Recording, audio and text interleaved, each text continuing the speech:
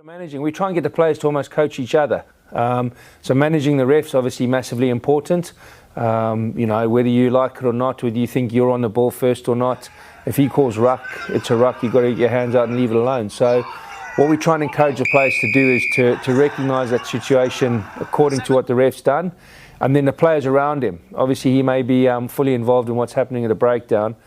So we get the other players around him, around the breakdown, to try and help him and to coach him as well, to either tell him to get his hands off it or to stay in the contact. So we probably micromanage each other more than anything, and to a degree the ref. You don't always have to practice live everything out. Again, this is something you can do 50, 60%.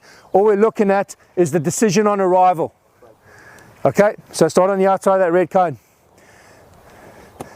Let's go. Now we're live. There. Tackle. Still. What was the option? Fire. Good. Next one's up. Very much player-led environments these days, player empowerment. You give the players the tools to perform at the weekend, but ultimately they decide which tool to use, and you know, they have a lot of say in how the game should be played and how you should be training. So certainly at Bath Rugby, it's a very much a player-led environment, and I think that's the difference. We coaches at Bath never tell. We ask questions. We want to know what the players know. Let's go. Still. And Bolter, same thing, guy on the floor doesn't give the ball up. So you can see that's probably what, about 50%, all right? And all we're doing is encouraging those players as they arrive. Do I steal? Do I bolt? How far is that cleaner away? What's the tackle look like? Can I attack that ball? Can I not attack the ball? Right, we're probably just going to lift it up to about, tell you what, let's go 80%. Let's go.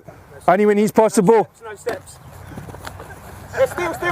Bolt. Good decision. Bolts on. Next one's up. Next 4 up. What did you tell him? No steps. Don't step me. That's handy. Remember that when I get back to Bath. Start on the outside of the cone. Ball over there, mate. Okay, let's go. Still. Good decision. Okay, let's go. One more. Who's my best tackler? Good lad. I'm the one getting tackled. I want a speedy recovery. Let's go. Put him down. Yeah, clear. Good. Okay. Again, what's missing? Yeah, that talk. Okay. So got to make sure as I'm arriving, we talked about it in there, that second man arriving. As he's got there, he's seen that bloke's already in a good position. So what should he have said? Fire, get through. I'm not even going to look at it. I'm just going to get around the corner and reset, because I know I've got to defend the next phase. So you can see on this, again, all we're trying to do is replicate the decision-making process without putting too much bang in. So you can do that 50, 60%, 40%, and then the last 2 or 3, you can really lift the level up. All right. What you should be looking at here is those blokes on arrival, all the points that we talked about: technical, putting his hands past the ball, targeting the ball. Any questions on that? I had a question on the last one, actually. Yep. You said you encourage them to keep hold of the ball as long as possible. So in terms of coaching, particularly with the kids, at what point are you waiting for the ruck call? Is that?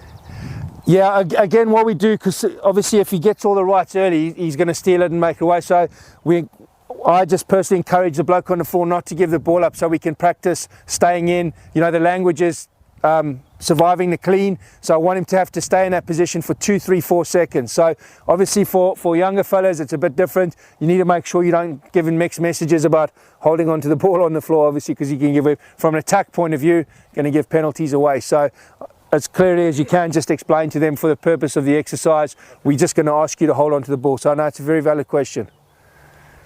Anything on this one here? You can see basically every single time that breakdown changes. You know, so in a split second, you go from being in a contest for the ball to actually being late for the ball to arriving early for the ball. And again, all encouraging guys to do is just to make good decisions.